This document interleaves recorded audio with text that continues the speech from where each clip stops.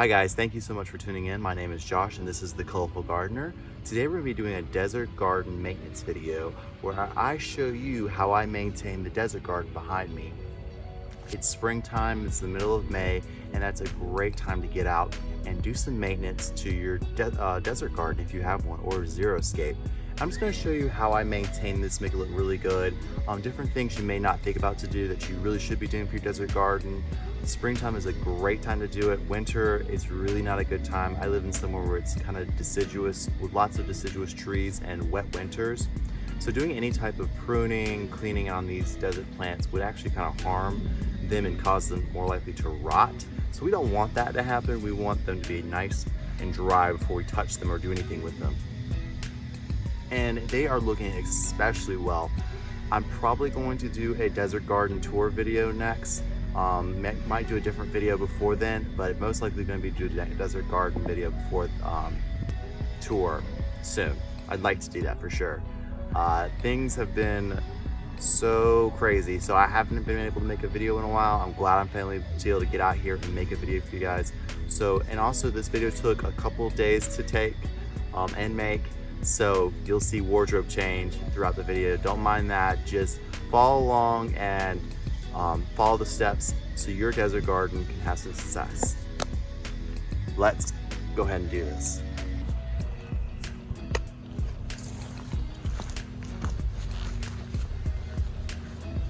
Okay, so right here I have in front of me is a Agave Americana, and let me take my sunglasses off. And it has rotted from the amount of rain we've had. It's not completely rotted. Some of the lower leaves, succulent leaves, have just completely rotted, and that needs to be taken away because that's just going to add organic matter to the soil, and we just want to take that away because it likes to be nice and dry. It's only been here about a year, so it needs more time to establish itself, and that's kind of what I expected. Was in zone 8A. We have really wet winters, and so a lot of our succulent cactus plants tend to die in the winter time. So you gotta have a lot of rocks, a lot of pebbles around the base to keep it nice and dry, and try to plant the plant high up off the ground in a raised berm if you can, to prevent this. Now, as you can see, I've got some rocks already around the base of it, and we just had like 2 frosts happen in the end of March and like beginning of April, and then we had another frost happen like April 20th. It's really not cool that it happened. I'm not really happy about it. Our last frost date is usually April 12th, and so everything's been super cool. It's not been hot at all. So what I'm gonna do is always wear gloves, and what I suggest are leather gloves that are great for plants like roses and things that have prickles, thorns, or spines. I'm gonna take my trusty secateurs, and I'm just gonna start cutting around the base to get all the dead material away from the plant.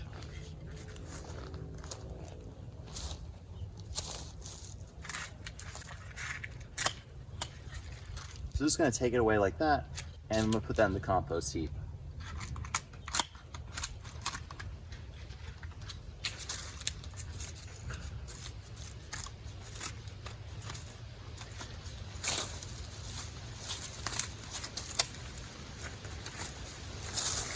Any leaves or debris that you see around the base of it, you just want to pull that away. That's just going to add organic matter to the soil, and again, you want to keep it nice and dry for the plant.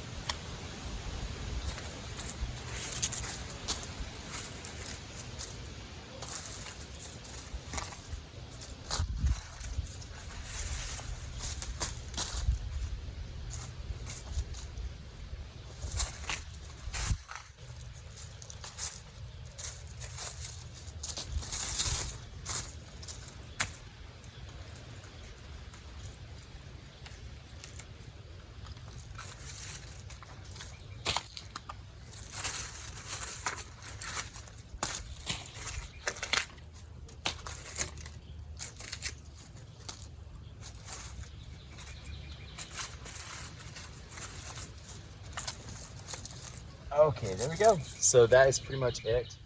That is all the dead debris I want to take away from this agave right now. As the summer and spring continues, it's going to flush out new leaves and get stuff more established in my garden. Look at all that debris that came away from that plant. It looks so much better. Yeah, I mean, it doesn't look like an agave Americana, but it will look a lot better in the next couple of months as it flushes out new succulent leaves. All right, so the next thing I'm gonna work on is this buddleia. This is, I don't know the scientific name off the top of my head, but it is grown for its silver leaves underneath its, well, it's grown for the leaves. It has silverness and white underneath, and it's just a regular green, very zero escape. And what I'm gonna do is, as you can see, it is just smothering some cactus right here. So I need to stake that up.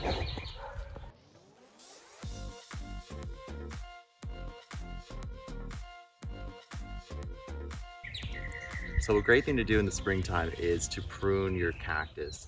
This is an opuntia, or a paddle cactus. And it is just a generic one. I don't know the name of it, just a cutting I got from a friend.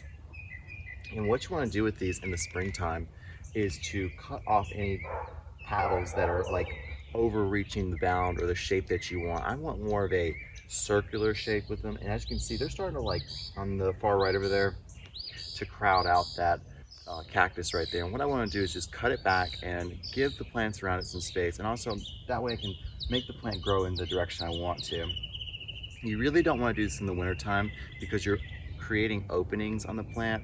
And if you get a freeze or water in there, that could really damage the look of the plant. These are really tough plants, but you really don't want to cause it more harm than you need to. Springtime is a great time to do it because you can see these are the flowers, and there are little tiny paddles that are forming. You can see where the new branches, the new pads are going to be forming, and so I can tell which way the plant's going to be growing. So I'm just going to take some secateurs, and I'm going to cut any pads that are overstepping the boundaries. So, for example, I'm going to take this one off here. Again, wear gloves. Like, this will get you.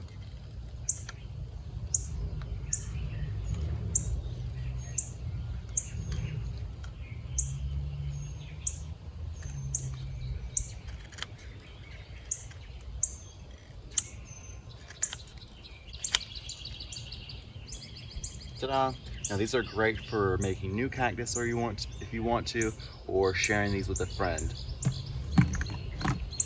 So what I suggest, instead of the hand pruners, you actually get some pole pruners or some branch pruners. These are great for getting to places that are really tight, far from you to reach, and also you're less likely to get poked by a spine. So get yourself a pole pruner or a branch pruner when you're dealing with patty cactus.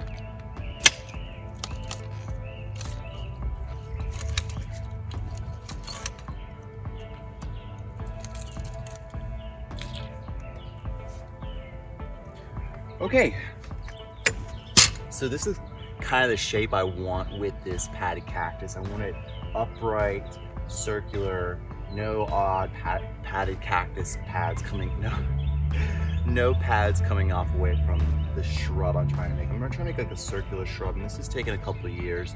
They're very slow growing, but they are hardy for me. So what I can do is I can go in just to clean this up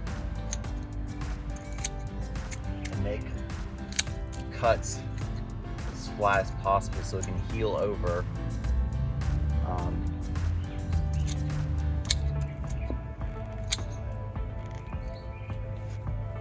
It will totally be fine. You don't need to put anything on the spots where you cut it off. You just need to let it heal over. Cactus are very resilient plants. You just need to stay on top of trimming it and forming the shape that you want, because there will be times that it will start to sag, lean over, kind of look ungainly, and I want this to look nice, as manicured as you possibly can with a cactus plant. So this is what's left over from the cactus, and all of this is going to go straight to the compost pile.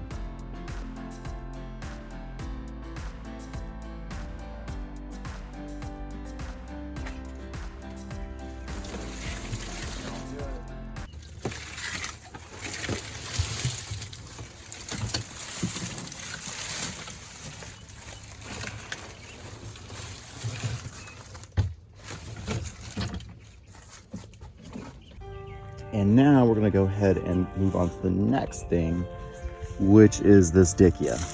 And I kid you not, it's called a dickia, D-Y-C-K-I-A, and it's dead. It just got too cold and is completely rotted. Here's one right beside it, totally fine. Don't know why, this one just died. So this leaves a great spot for something to be planted here. But what I need to do is to go ahead and just remove all this dead debris in here. So it's gone. There's nothing left except these stubs, and there's some roly-polies and some earthworms like just around the base. They're basically decomposing this plant. It's done. So it's time to plant something else in here that's a little more hardier. There's always something new to plant. So I'll be looking forward to something to plant in here.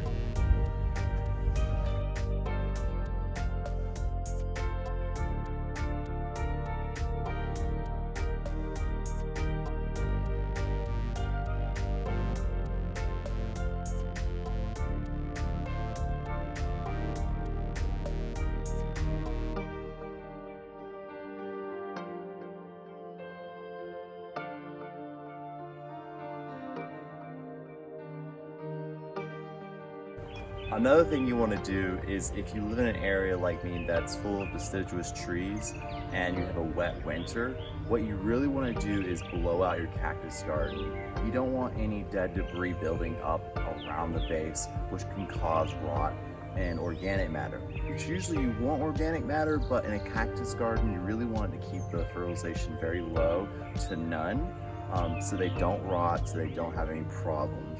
So I'm going to go ahead and I'm going to blow out as much as I can around the base so it's nice and clean.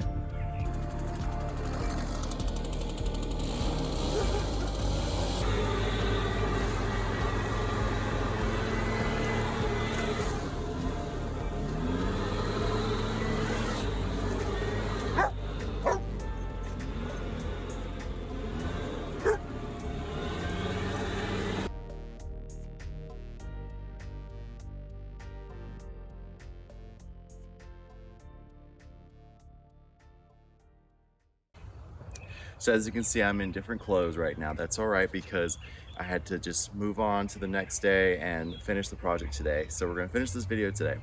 One of the last projects I wanna do with this cactus garden is cactus will develop a nuisance called scale on the pads, on the succulent leaves. And really the best time to do this is in wintertime, but you know, things got away from me, so I just didn't have time. So we're gonna do it today. What you wanna get to combat scale is dormant oil or horticultural oil or all-season oil, and you're gonna follow the directions on the whatever. It's like a little plastic bottle that you get. What I want you to do, follow the directions. You want to follow it to a T, because you don't want to harm your plants with any type of application, whether it be fertilizer, whether it be some type of spray. Your best bet is to always follow the directions. So do that, please. And what I've done is, for mine, it is 5 tablespoons per one gallon of water. So what I'm gonna do is I'm gonna go ahead and just spray all these. You really wanna do this on a cool day, not do it any day above 85 degrees. I wanna get stressed. Usually this is the best time to do it in the wintertime, but we're gonna go ahead and do it now. So what I'm gonna do is I'm gonna just walk around and I'm gonna spray liberally on these plants.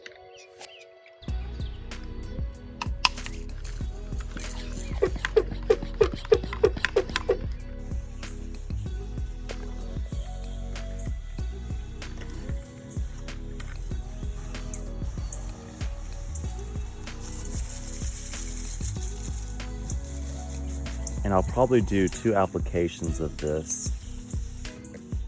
What I've noticed is a lot of cactus, the agaves, the opuntias, are really susceptible to this scale. The Dichias, not so much, but I want to make sure all my T's are crossed and my I's are dotted, because if you leave one, next year it could totally infest all your other cactus.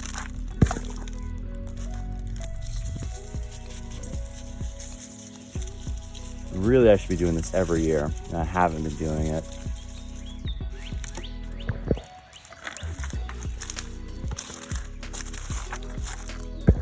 This cactus has got it pretty bad here. Little white dots, they're all scale.